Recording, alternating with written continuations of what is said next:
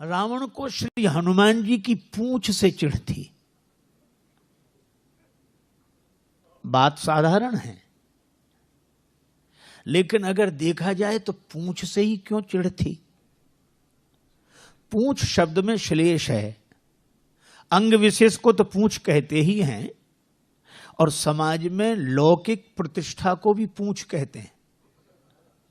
जिससे भी पूछो कि भाई इनका क्या हाल है, तो लोग प्रशंसा करने में कहते इन्हें साधारण आदमी समझते हो, इनकी बड़ी पूंछ है। कुछ लोग तो कहते हैं इनकी यहां से लेके वहां तक पूंछ है, और आदमी खुश होता है कि हमारी पूंछ है।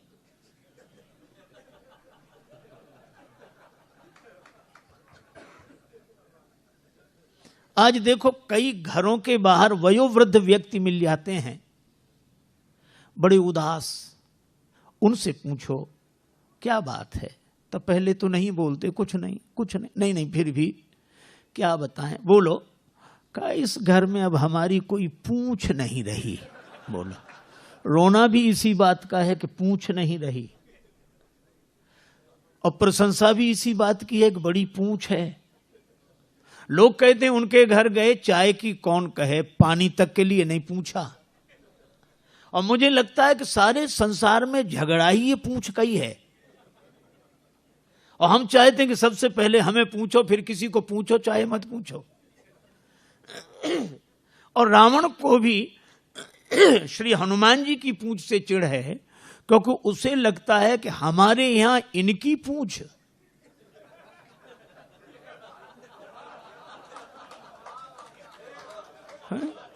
लंका में तो हमारी ही पूंछ रहनी चाहिए, लंका हमारी और पूंछ इनकी।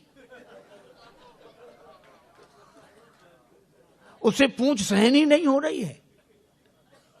अच्छा, एक बात यह है कि हमेशा हर युग का सत्य है, कभी भी किसी दुर्जन को किसी सज्जन की बढ़ती हुई पूंछ सहन नहीं होती है। रावण को भी सहन नहीं हो रही है पूंछ, लेकिन एक और अद्भुत बात है, रावण इस पूंछ को जला देना चाहता है। जलने वाले तो जलाएंगे ही, जल ही रहे हैं, ईर्ष्या की आग में जलाएंगे ही। हालांकि हनुमान जी ने इस पूंछ को कुछ नहीं समझा। जब रावण बोला कि बंदर को मार डालो, राक्षस मारने दौड़े, विभीषण जी बड़े शांतिपूर्वक आए और उन्होंने कहा कि अरे क्या कर रहे हो, नीति विरोध न मारिए दूता। रावण मान गया और बोला बंदर के अंग भंग कर दिए जाएं। अंग भंग करी पठइये बंदर। अब यह भी देखो कितनी अद्भुत बात है। रावण कहता है कि बंदर के अंग भंग कर दिए जाएं। श्री हनुमान जी ने सोचा कि अंग भंग की आज्ञा तो हुई है, नाम नहीं लिए गए कि कौन से अंग भंग किए जाएं। और रावण को अंग भंग करते समय कहीं अपनी बहन शूर्पणखा की याद आ गई कि बंदर के नाक कान काट दो। तो हनुमान जी कितनी सुंदर बात सोचते हैं। वो सोचते हैं कि हमें भगवान ने भेजा है, तो क्या हम विकारों के हाथ अपनी नाक कटा के जाएं? हमें भगवान ने भेजा है, तो क्या इन विकारों के हाथ अपनी नाक कटा के जाएं? अगर नाक कटा के जाएंगे तो क्या भगवान को मुंह दिखाने लायक रहेंगे? और हमें लगता है कि हम सबको भी भगवान ने भेजा है यहां, तो कम से कम इन विकारों के हाथ से नाक कटा कर न जाएं।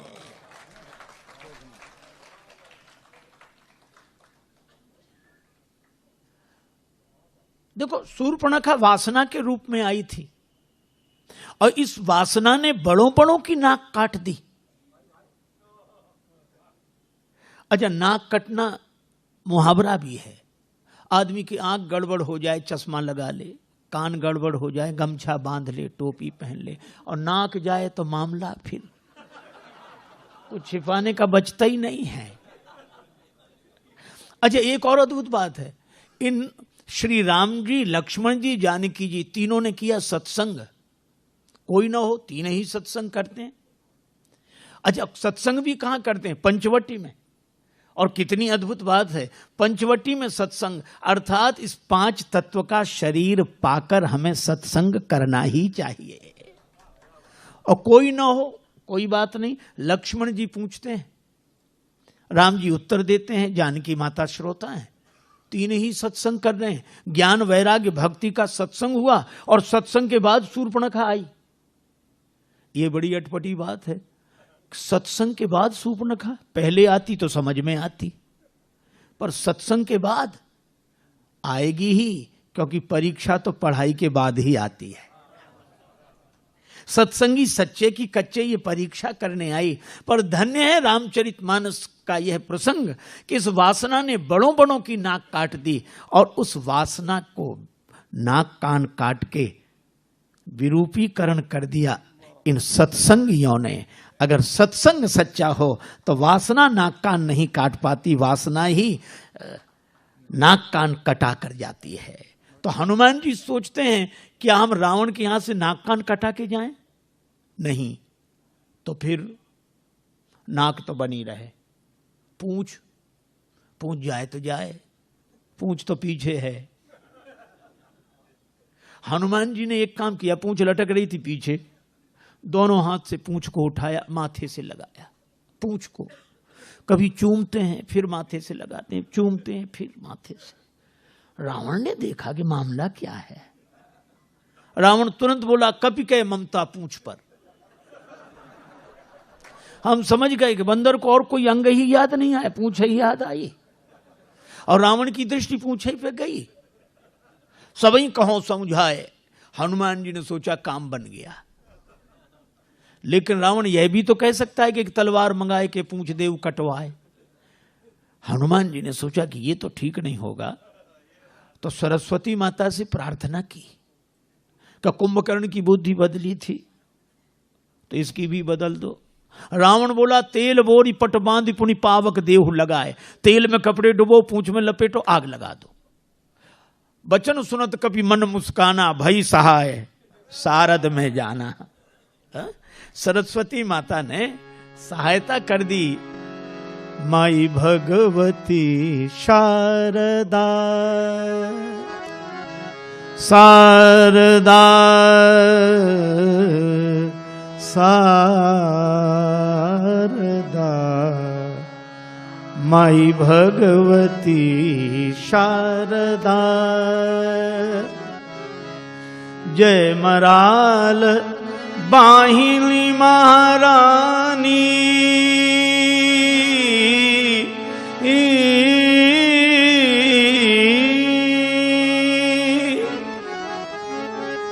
महारानी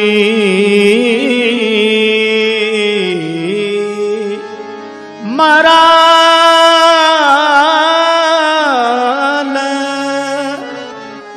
बाहिनी महारानी, बीणा पानी सकल गुण खानी, हरि भक्ति विमल वरदा, हरि भक्ति विमल वरदा,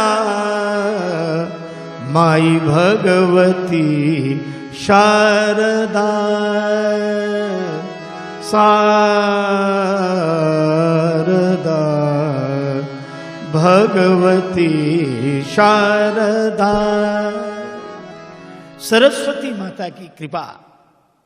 रावण बोला, तेल में कपड़े डुबो, पूंछ में लपेटो। लेकिन जहां का राजा ऐसा हो, प्रजा कोई कम है। लंका नगर निवासी बोले, तेल में क्यों, हमारे यहां घी की कोई कमी है क्या? रावण तेल में कपड़ा डुबाने की बात करता है, वो घी से शुरू करते हैं। रहा न नगर बसन घृत, घी खत्म। रावण के पास आए कि घी तो खत्म है। रावण बोला, मूर्खो, घी के लिए कहा किसने था? राक्षस बोले, हम समझ रहे थे कि बंदर की पूंछ में थोड़ा बहुत लगेगा। वो तो घी तो समाप्त और पूंछ तो बढ़ती ही जा रही है। तो क्या करें? एक काम करो, तेल बचा है, तेल में ही डुबो कपड़े। हनुमान जी के पास गए कि घी तो है नहीं, तेल ही है। हनुमान जी बोले जैसी जिसकी श्रद्धा हो ले आओ, हमें सब स्वीकार है। श्री तुलसीदास जी महाराज कहते हैं, रहा न नगर बसन घृत तेला, और बाढ़ी पूंछ की न कपि खेला। पूंछ इतनी बढ़ी, इसका अर्थ क्या है? इसका अर्थ यही है कि जब जब कोई दुर्जन अपनी ईर्षा की आग में सज्जन की बढ़ती हुई प्रतिष्ठा की पूंछ को जलाने की चेष्टा करता है, तब तब भगवान की कृपा से वो पूंछ और बढ़ती है, प्रतिष्ठा और बढ़ती है। भगवान की कृपा, क्या बिगड़े पूंछ का? रावण कुछ सोच ही नहीं पा रहा। हनुमान जी ने सोचा कि एक बार नगर घूम के देख लेते तो ठीक था, क्योंकि हमारी पूंछ जलाने के लिए घर घर से सहयोग हुआ है। सबने चंदा दिया है, किसी ने घी, किसी ने तेल, किसी ने कपड़ा। हाँ, ऐसा नहीं कि राक्षस न करते हो, चंदा करते हैं, इकट्ठा करते हैं।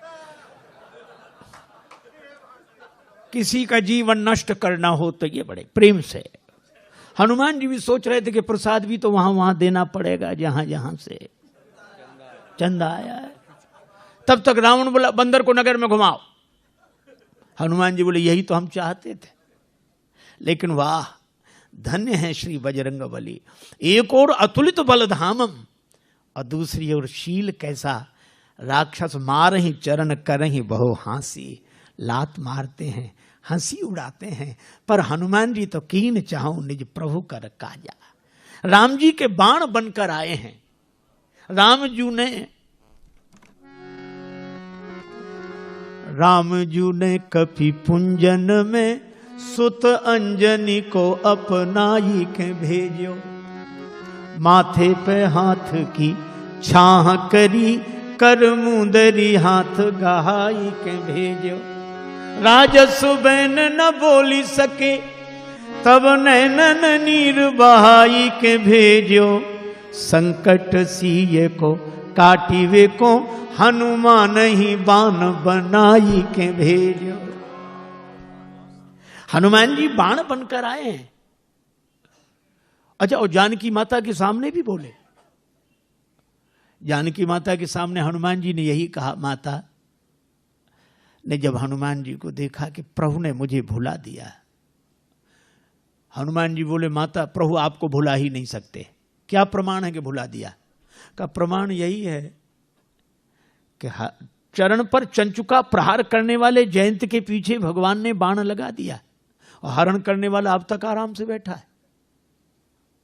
हनुमान जी ने कहा कि जयंत के पीछे बाण, उस समय तो प्रभु के पास धनुष बाण नहीं था। सीता जी बोली कि वो सींग का बाण, जिन सींग और पुष्पों से मेरा श्रृंगार कर रहे थे, सींग का बाण लगाए। तो लोगों को तो सींग दिखती होगी। अरे लोगों को दिखती होगी सींग, पर प्रेरित मंत्र ब्रह्म सरधावा, भगवान का संकल्प था, बाण था वो। तो हनुमान जी बोले माता, जयंत के पीछे सींग के रूप में बाण लगाया, और हो सकता है कि हरण करने वाले के पीछे किसी और रूप में बाण को लगा दिया हो।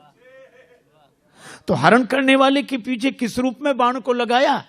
तब हनुमान जी ने कहा, ये रघुपति बाण कृशानु। राम जी का बाण आपके सामने वानर नहीं खड़ा है, राम जी का बाण है। प्रमाण का जिम अमोघ रघुपति कर बाना, एही भांति चले हुए हनुमाना। जानकी माता बोली हनुमान तुमने बता दिया, नहीं तो मैं जान ही ना पाती। हनुमान जी ने कहा त्राहि माता त्राहि, मैं आपको क्या बताऊंगा। सही बात तो यह है कि आपने जान लिया था मेरे बिना बताए। जानकी माता बोली हमने कब जाना? कहा जब रावण आपको डरा धमका रहा था, तब आपने सोचा क्या मैं यहां अकेली हूं? तो मन में तुरंत आया कि नहीं, असमन समुझी, ऐसा समझकर मन कहत जान की, खल सुधि नहीं रघुवीर बान के। अगर इतर कथाओं का आश्रय न लिया जाए तो राम जी का बाण तो हनुमान जी ही हैं। और श्री हनुमान जी राम जी के बाण, अच्छा बाण तो चलते हम लोगों ने देखे होंगे, वैसे न देखे हो तो टीवी सीरियल में, महाभारत रामायण में बाण चलते हैं, लेकिन इन बाणों के पांव नहीं देखे होंगे। दिखे कहीं किसी को बाण के पांव? पांव है नहीं और चलते हैं। इसका अर्थ है बिना साधन के गति होती इनकी। साधन नहीं है पर गति होती है। और मैं कहता हूं कि जो राम जी के हाथ का बाण बन गया, उसकी गति भगवान के हाथ में होती है, साधन में नहीं।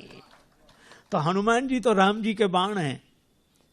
चाहे कोई कुछ भी कहे सुने। पूरी लंका घूम कर आए, देख लिया विभीषण जी के घर से कुछ नहीं आया। हनुमान जी ने सोचा इन्हें प्रसाद भी नहीं देना है। जिनने चंदा ही नहीं दिया, इन्हें काहे का प्रसाद। और जब आग लगी, तब देखो कितनी अद्भुत बात है। आग तो खुद बता देती कि हम लग गए। आग हनुमान जी को देखनी पड़ी कि सचमुच लग गई। पावक जरत दीख हनुमंता। अग्नि उन्हें नहीं जला रही है, उन्होंने देखा कि आग लग गई। और जो कितना बढ़िया काम किया। हनुमान जी कहते हैं कि जब बड़ी पूंछ देखकर बड़ों बड़ों को आग लगे और पूंछ में आग लगावें, तब अपने को छोटा ही बन जाना चाहिए। भयउ परम लघु रूप तुरंता। हनुमान जी तुरंत छोटे हो गए, और छोटे हुए तो ब्रह्मा के बनाए हुए बंधन से निकल गए। उस जो ब्रह्मास्त्र में बंधे थे उससे निबुक चढ़े वो कभी कनक अटारी। और जो छोटा बनकर विधि विधान के बंधन से बाहर निकल जाता है, बाहर निकलते ही वह इतना बड़ा होता है भगवान की कृपा से कि आकाश को छूता है। और हनुमान जी ने तो बाल दी विशाल विकराल ज्वाल जाल मानो लंक लील बेको काल रसना पसारी है। ऐसा रावण देखते ही रह गया। जो राक्षस सब देख रहे हैं, बचाओ बचाओ। रावण कहता है चिंता मत करो। राक्षस बोले अजीब, हम मर रहे हैं, ये कहते चिंता मत करो। रावण ने बड़ी चेष्टा की, बादल बुलाए, पर हवा इतनी तेज कि पानी कहीं बरसाएं, बादल गिरे कहीं। बादल कहते हम फैसला ही नहीं कर पा रहे कहां से बरसें कि लंका में गिरे पानी। रावण बोला एक तरफ हटो। प्रलय के बादल बुलाए, प्रलय पयोधि बोले, पर वो पानी बरसे तो आग और बढ़े। बड़ी समस्या। अंत में जल गई लंका की नहीं, और हनुमान जी की पूंछ का कुछ नहीं बिगड़ा। मैं भी कहता हूं कितनी भी आग लगी दिखाई दे, विरोध की आग, वो विरोध की आग नहीं है। आपने देखा होगा हाथी जब चलता है झूमते हुए चलता है, भगवान हाथी की तरह। लेकिन एक हाथी किसी गांव में आ जाए तो गांव भर के वयोवृद्ध श्रद्धालु हाथ जोड़कर खड़े हो जाते हैं। अब क्या कहते हैं छोटे बच्चों, हाथ जोड़ो, गणेश जी हैं। गणेश जी के हाथ जोड़े जाते हैं। गणेश जी के भाव से हाथी के हाथ जोड़े जाते हैं। शायद कोई पशु ऐसा हो जिसके इतने हाथ जोड़े जाते हो जितने हाथी के। लेकिन दूसरी विडंबना भी है। ये तो सही है कि सबसे ज्यादा हाथ हाथी के जोड़े जाते हैं, पर विडंबना ये है कि जितने भौंकने वाले इसके पीछे पड़ते हैं, शायद किसी के पीछे पड़ते हो।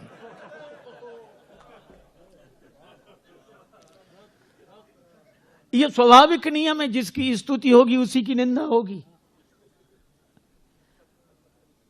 जिसके सामने लोग हाथ जोड़े खड़े होंगे, भौंकने वाले उसी के पीछे पड़े होंगे। स्वाभाविक नियम है। अच्छा, लेकिन एक अद्भुत बात मैं कई बार सोचता हूं कि कुत्तों को हाथी से क्या तकलीफ, काहे को भौंकते हैं ये। अच्छा, कुत्ते सचमुच हमारी भाषा समझते होते तो हम जरूर पूछते, और कुत्ते एक ही उत्तर देते। अगर सच बोलते तो कुत्ते यही कहते कि हमें हाथी से कोई तकलीफ नहीं। फिर क्यों भौंकते हुए इसके पीछे पड़े हो? तो कुत्ते कहते हमें तो इसके आगे जो हाथ जोड़े खड़े हैं वे सहन नहीं हो रहे हैं, बस, और कोई कारण नहीं। हमें तो इसके आगे हाथ जोड़े जो खड़े हैं वे सहन नहीं हो रहे। अच्छा, एक और विडंबना है, कुत्तों में इतनी हिम्मत नहीं कि आगे आके भौंकें।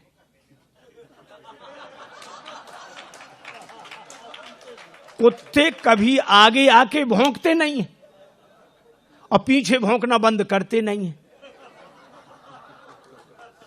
लेकिन इसके बाद भी हाथी की चाल में मस्ती रहती है कि झूमते हुए हाथी की तरह सहज ही चले सकल जग स्वामी, मनहु मंजुवर कुंजर गामी।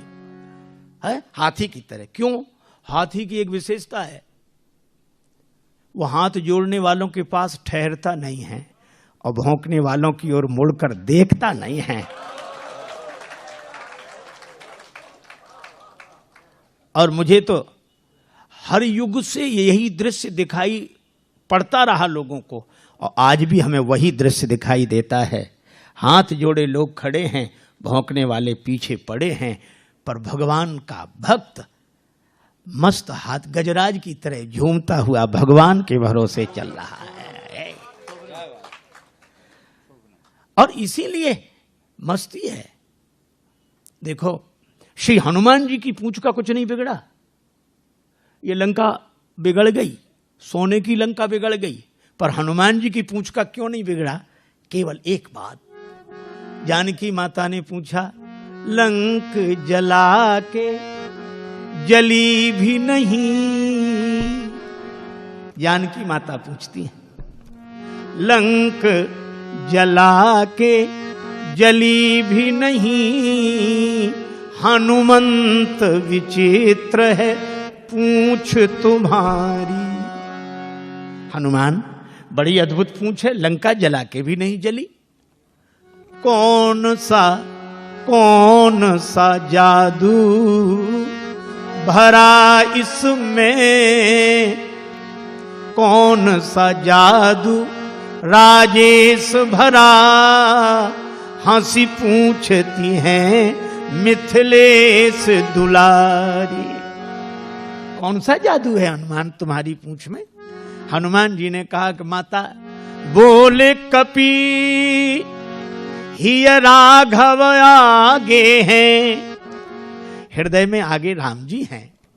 बोले कपी ही राघव आगे हैं, और पीछे है पूंछ रहस्य है भारी। हृदय में आगे राम जी हैं और पीछे मेरी पूंछ है, तो अर्थ इतना ही सा है कि वानर को भला पूछता कौन, श्री राम के पीछे है पूंछ हमारी। इस वानर को कौन पूछता? राम जी आगे हैं और राम जी के कारण ही मेरी पूंछ है। और जिस पूंछ के आगे भगवान हृदय में विराजमान हो, उसे पूंछ के पीछे नहीं पड़ना पड़ता, पूंछ उसके पीछे पड़ जाती है। और इसीलिए हनुमान जी की यह पूंछ की महिमा है, जिसका रावण कभी कुछ नहीं बिगाड़ सका। और आज तक हनुमान जी की पूंछ है। राम ते अधिक राम कर दासा।